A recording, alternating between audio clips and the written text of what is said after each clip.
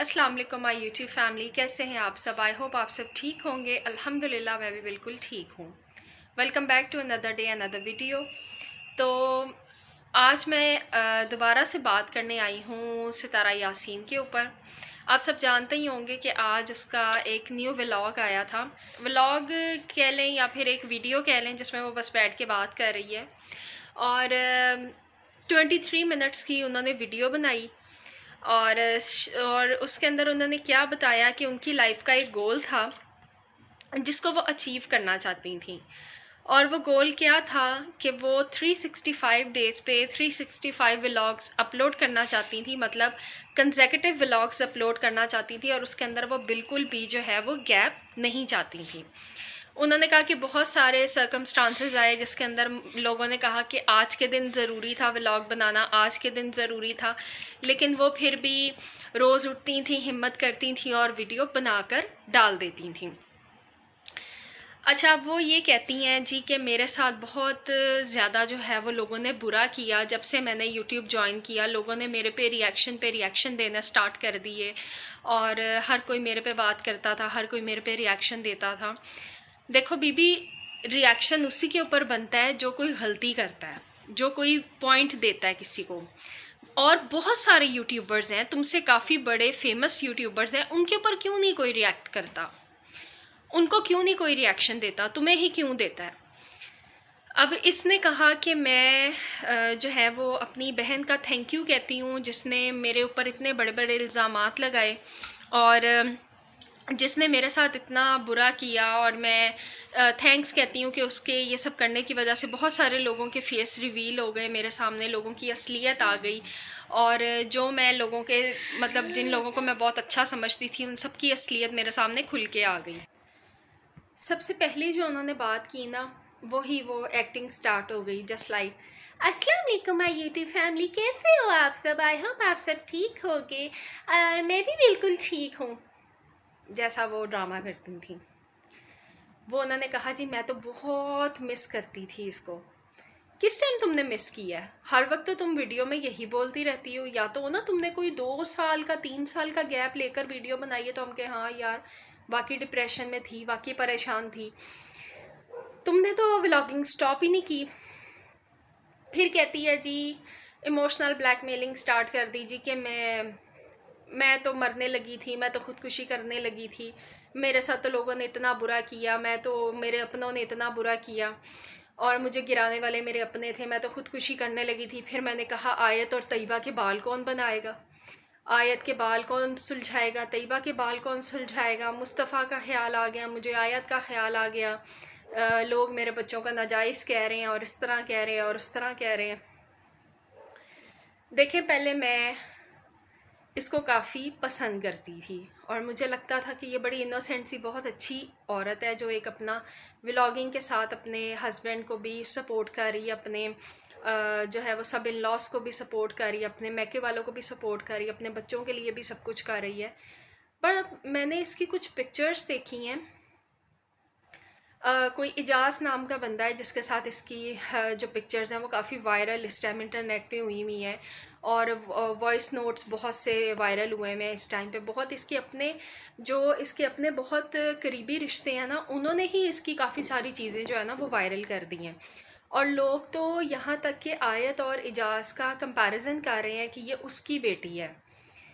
अल्लाह ताला बेहतर जानते हैं कि कौन किसकी बेटी है, कौन किसकी नहीं। लोग कह रहे हैं जी कि जो तैयबा है वो घोंचू से मिलती है और जो आयत है वो इजाज़ से मिलती है। आगे गॉड नोस बेटर, इतना बड़ा तो हम किसी पे भी इल्ज़ाम नहीं लगा सकते।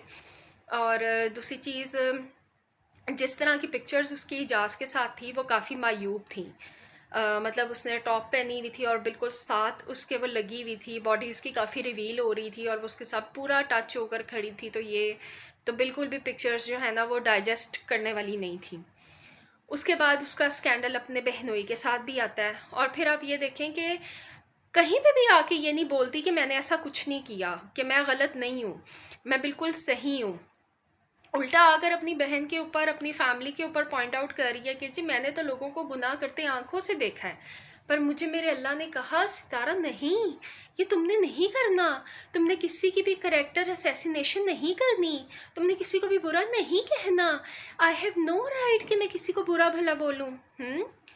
और फिर उसके बाद अस्तगफिरुल्लाह अस्तगफिरुल्लाह नाउज़ बिल्लाह कहती है कि मेरा जो अल्लाह है वो जाकर मेरे हेटर्स के साथ मिल गया है कि इसको तबाह करो, इसको गिराओ, इसका तमाशा बनाओ। नाउज़ बिल्लाह अस्तगफिरुल्लाह, अल्लाह मुझे माफ़ करे कि इस तरह के वर्ड्स इसने बोले। ओ बीबी तुम कौन हो? तुम इस तरह अल्लाह ताला को मुखातिब करती हो जैसे नाउज़ बिल्लाह तुम किसी छोटे बच्चे को बुला रही हो। तुमने क्या मजाक बनाया हुआ है? तुम क्या एक जो है वो आ जाती हो यूं आंखें ऊपर करके आसमान से बातें करती हो जैसे अल्लाह ताला सिर्फ तुम्हें ही सुनने बैठे हैं, सिर्फ तुम्हारे अकेले के ही हैं, बाकी और किसी के नहीं है। तुम्हें अकेली कोई दुनिया में पैदा किया और बस तुम्हारी टेक केयर करनी है, बाकी सब जाएं भाड़ में। और इस तरह की 12-13 मिनट यही गुफ्तगू फरमाती रही है जी कि मेरे साथ ये हो गया, मेरे साथ वो हो गया, मैंने यहाँ सब्र किया, मैंने वहाँ सब्र किया। क्या तुमने सब्र किया? शुरू से लेकर अब तक तुम कौसर के नाम पे इतना पैसा कमाती आ रही हो, तुम कौसर को बदनाम करती आ रही हो। हम अब तो मुझे यही डाउट होता है कि हम लोगों ने तो कभी भी कौसर को सामने आकर कुछ भी बोलते नहीं देखा। तुम ही बोलती आई हो कौसर ने ये कर दिया, कौसर ने वो कर दिया, कौसर ने वो कर दिया। थंबनेल्स में तुम उसको बददुआएं दे रही हो जी कि मेरा घर ख़राब किया, खुद भी रोएगी, और उसके अगले व्लॉग में उसका बच्चा मर जाता है। अब यहाँ से ही आप अंदाज़ा लगा लें कि ये औरत किस हद तक गिर सकती है। और ये लोग किस कदर बेशरम लोग हैं कि इनको शर्म नहीं आती कि वो देखो ना, घोंचू भी बेशरम आदमी, बेगैरत आदमी वहाँ पे बैठा हुआ है, उसको ये ख्याल नहीं है कि एक उसकी बीवी और भी है जो बेचारी पता नहीं किस हाल में है, ना उसके पास गया है, ना उसको देखा है, ना पूछा है। पैसे भेज देना ये कोई वो नहीं होता, आप अपना को फ़र्ज़ अदा नहीं कर रहे हो। उसने अभी अपना बच्चा खोया है, उसका एहसास करने के बजाय आगे से क्या कह रहा है, हम लोग कश्मीर जा रहे हैं, हम कश्मीर क्यों नहीं गए, हमने शॉपिंग कर ली, हम कब जाएंगे। ये क्या बकवास है? एक तरफ तुम इतनी डिप्रेशन में हो कि 3-3 दिन तुम सोई रहती हो, ठीक है, फिर आकर तुम ये क्लियर नहीं कर रही कि मैंने ऐसा कुछ नहीं किया या मैं अपने बहनोई के साथ इन्वॉल्व नहीं थी। अच्छा मज़े की बात है, जो इसका बहनोई है ना, वो माँ के रिश्ते से इसका भाई भी लगता है।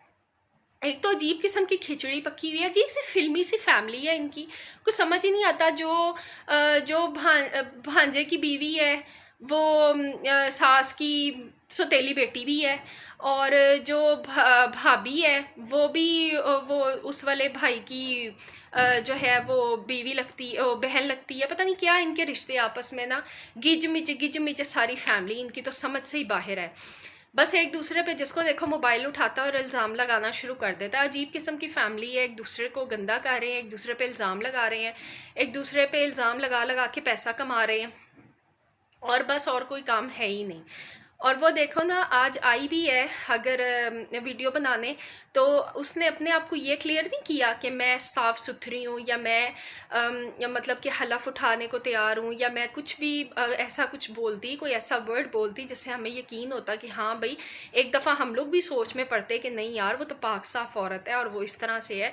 किसी भी चीज़ की आके तरदीद नहीं करती, किसी भी चीज़ को आके गलत नहीं बोलती, और उल्टा बस आगे से क्या कहेगी कि मेरे पास ये सबूत थे, मेरे पास वो सबूत थे, मैंने दिखाए नहीं। वो तुम धमका भी रही हो साथ, फिर तुम ये भी कह रही हो कि जी मुझे अल्लाह ताला ने इजाज़त नहीं दी कि तुम किसी की करेक्टर असैसिनेशन करो। तुम हो क्या? तुम कितना चीज़ों को मैनिपुलेट करती हो, तुम कभी कान यहाँ से पकड़ती हो, कभी कान यहाँ से पकड़ती हो, तुम्हें खुद को समझ नहीं आती कि तुम कर क्या रही हो।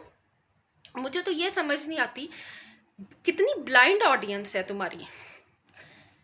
मैं भी तुम्हें बहुत पसंद करती थी, शुरू से देखती थी और मुझे अच्छे लगते थे तुम्हारे व्लॉग्स, लेकिन जब मैंने तुम्हारी हकीकत देखी मुझे नज़र आया कि तुम तो कितना झूठ बोलती हो, हर बात तुम्हारी झूठ है, तुम्हारा तो पैदा होना ही झूठ है। पता नहीं तुमने हर एक को जलील किया है, हर एक रिश्ते का तुमने तमाशा बनाया, चाहे वो तुम्हारे शोहर का हो, चाहे वो तुम्हारी माँ का हो, चाहे वो तुम्हारी बहन का हो, चाहे वो तुम्हारे बहनोई का हो, चाहे वो तुम्हारी किसी भांजी का हो, जिसका भी हो, सबके तुमने तमाशे बनाया, और तुम कहती हो जी कि लोग मेरा तमाशा बना रहे हैं।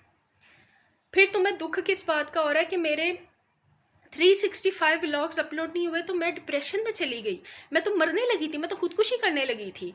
तो बीबी फिर कर लेती तुम खुदकुशी, जिन्होंने करनी होती है ना वो फिर कुछ नहीं सोचते, वो फिर कर गुजरते हैं। और फिर आगे से क्या कहती है जी, आकर अपनी आईब्रोज के बारे में क्लैरिफिकेशन देती है कि जी ये देखें, ये टिश्यू से रिमूव करके ये देखें, मेरी तो आईब्रोज नहीं थी, अब आई, अब मैं थोड़ी थोड़ी आ रही हैं, अब मैं ये कर रही हूँ, मैं वो कर रही हूँ। ठीक है जी, कि मैंने वाकई उड़ा दी थी और सारा कुछ है। तुम्हें ये फ़िक्र है कि तुमने आकर अपनी आईब्रोज़ के बारे में क्लियर करना है लोगों को, पर तुम्हें ये फ़िक्र नहीं है कि तुमने यहाँ पे आके लोगों को ये क्लियर करना है कि ना तुम्हारा असगर से कोई ताल्लुक था, ना तुम्हारा इजाज़ से कोई ताल्लुक था, ना तुम किसी क्राउन होटल में गई थी, ना तुम किसी मेहरान होटल में गई थी। इन चीज़ों को तुम क्लियर नहीं करती हो, तुम आके अपनी आईब्रोज़ के बारे में बात करती हो क्लियर करने के लिए। लोग तुम पे यहाँ तक इल्ज़ाम लगा रहे हैं कि तुम्हारी जो छोटी बेटी है वो तुम्हारी और घोंचू की नहीं है, वो बल्कि इजाज़ के साथ तुम्हारी बेटी है। तुम ये भी चीज़ आकर नहीं क्लियर करती, पर मतलब तुम किस तरह की औरत हो? इतना कुछ तुम्हारे साथ हो गया और तुम्हें कश्मीर जाने की पड़ी है, घूमने फिरने की पड़ी है, और तुम्हें ये पड़ी है जी कि मैं घूम फिर आऊँ, मैं फ़्रेश हो जाऊँ, मैं ये कर लूँ, मैं वो कर लूँ, मैं डेली व्लॉगिंग स्टार्ट करूँगी, मैं ऐसे करूँगी, मैं वैसे, मैं खड़ी होकर दिखाऊँगी।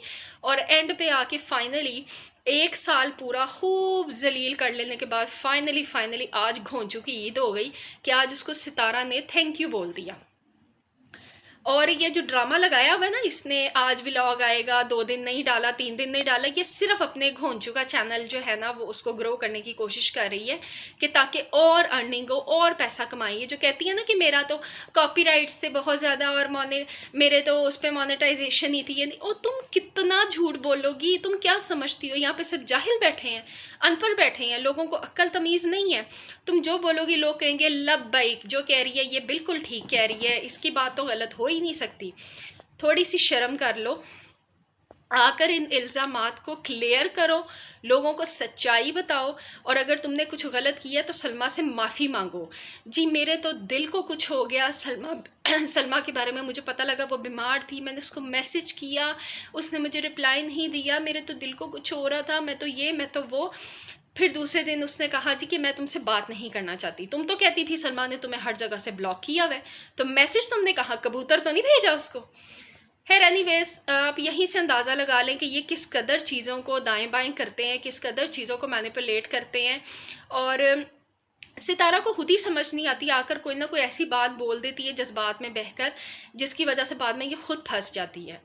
आज इसने अल्लाह ताला के बारे में बात की है, टारगेट किया है, और लोग इसको थू थू कर रहे हैं, इसको गालियां दे रहे हैं, और लोग यहाँ तक कह रहे हैं कि बात वाईटी से बहुत आगे जा रही है। जो हरकतें तुम यहाँ पे कर रही हो कि नाउज़बिल्ला, तुमने खुदा को भी अपना वो इस तरह बीच में लाना शुरू कर दिया जैसे पता नहीं तुम कौन हो। एनीवेज गाइस, बस आज के लिए सिर्फ इतना ही एक इसकी वीडियो थी जिस पे मुझे लगा कि आज आके बात करनी ज़रूरी है। तो बस आज के लिए बस इतना ही। अपना बहुत सारा ख्याल रखिएगा, मुझे और मेरी फैमिली को दुआ में याद रखिएगा। अल्लाह ताला आप सबको खुश रखे, अपने हिफ्ज़ ईमान में रखिए। अल्लाह ताला आप सबकी इज़्ज़तों की, जान की, माल की हिफाजत करे। इंशाल्लाह मिलूँगी बहुत जल्द एक नेक्स्ट अच्छे से व्लॉग के साथ। टिल देन टेक केयर, अल्लाह हाफिज़।